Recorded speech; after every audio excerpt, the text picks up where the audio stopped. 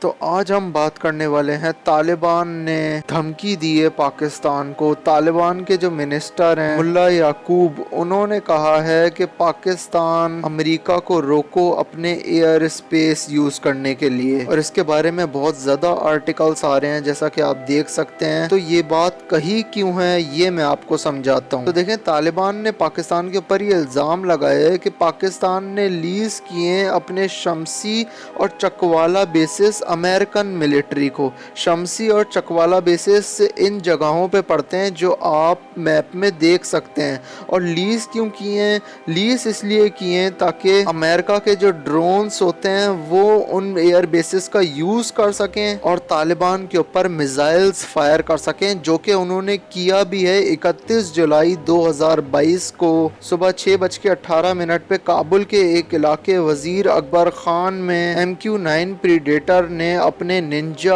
R9X missile से एक खिड़की के ऊपर हमला किया, जिसके नतीजे में अलकायदा का सरबरा ईमान अल जवाहिरी मारा गया। और ईमान अल जवाहिरी इतना ज्यादा वांटेड था अमेरिका को कि अमेरिका ने $25 मिलियन का रिवॉर्ड रखा हुआ था उस इंसान के लिए जो इंसान ईमान अल जवाहिरी का पता देगा अमेरिका को। अब ये $25 मिलियन का रिवॉर्ड रखा इसीलिए था क्योंकि ईमान अल जवाहिरी जो है वो 1998 के अंदर जो बॉम्बिंग्स हुई थी कीनिया और टनाजिया के अंदर US एम्बेसी के ऊपर, जिसमें 224 सिविलियंस मारे गए थे, उसमें भी मुलव्विस था। और उसके बाद फिर 2000 के अंदर US का एक बहरी जहाज US कोल जो है वो यमन के अंदर रिफ्यूलिंग कर रहा होता है, तो कुछ छोटे शिप्स आते हैं और वो सुसाइड बॉम्बिंग करते हैं, जिसके नतीजे में 17 US सेलर्स मारे जाते हैं और 39 जख्मी होते हैं। और फिर सितंबर 11, 2001 को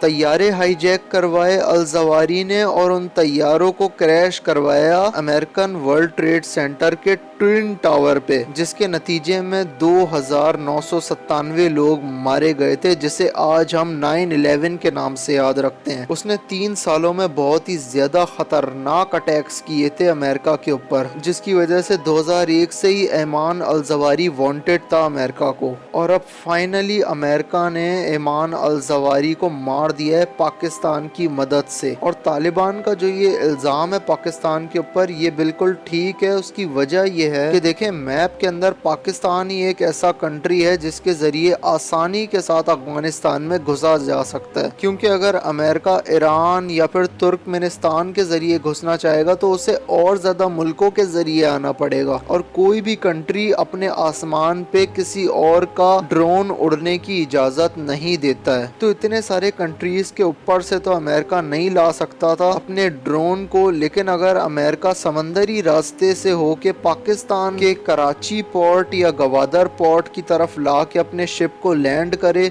और फिर वहां से उड़ाए अपने ड्रोन्स को और अफगानिस्तान में ले जाए, तो ये अमेरिका के लिए सबसे आसान ऑप्शन था। और क्योंकि कुछ महीनों पहले पाकिस्तान को कर्जे चाहिए थे IMF से, लेकिन IMF पाकिस्तान को कर्जे देने के लिए तैयार नहीं था, तो अमेरिका ने क्या किया? अमेरिका ने पाकिस्तान को कहा कि तुम अपनी शमसी और चकवाला एयर बेसिस जो हैं वो हमें लीज कर दो, जिसके गिफ्ट में हम IMF को कहेंगे कि IMF तुम्हें कर्जे दे दे। और क्योंकि अमेरिका IMF का सबसे बड़ा डोनेटर है, तो IMF कभी भी अमेरिका की बात नहीं टाल सकता है। तो पाकिस्तान ने ये डील डन करी अमेरिका के साथ और शमसी और चकवाला एयर बेसिस को लीज कर दिया अमेरिका को, जिसके गिफ्ट की सूरत में अमेरिका ने IMF को इजाजत दे दी कि वो कर्जे दे दे पाकिस्तान को। और फिर अमेरिका ने पाकिस्तान की शमसी और चकवाला एयर बेसिस को यूज करते हुए कुछ हफ्तों तक ईमान अल जवाहिरी की जासूसी की, और जब उनको इस बात का पक्का यकीन हो गया कि सुबह 6 बजे से लेकर 7 बजे तक ईमान अल जवाहिरी हर रोज खिड़की में आता है, तो फिर 31 जुलाई 2022 को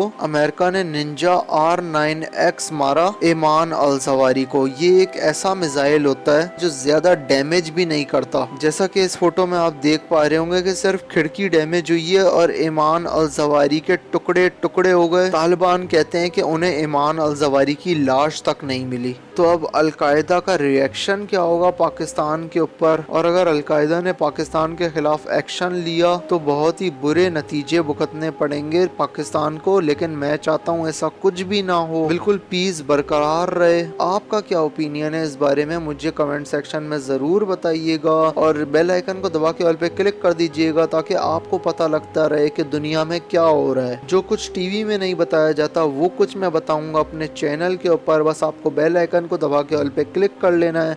मैं मिलूंगा अपनी अगली वीडियो में, तब तक के लिए गुड बाय।